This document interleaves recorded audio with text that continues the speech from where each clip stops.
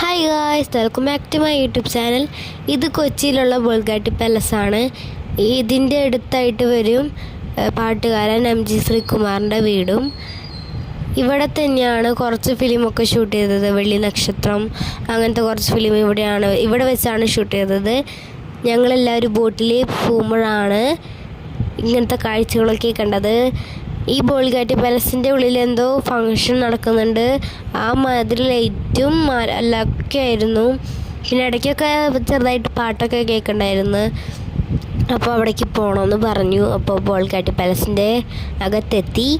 അവിടെ ചെന്നപ്പോൾ അവർ പറഞ്ഞു ഇവിടെ ഫങ്ഷൻ നടക്കുന്നുണ്ട്, അകത്തേക്ക് കയറ്റില്ല എന്ന് പറഞ്ഞു.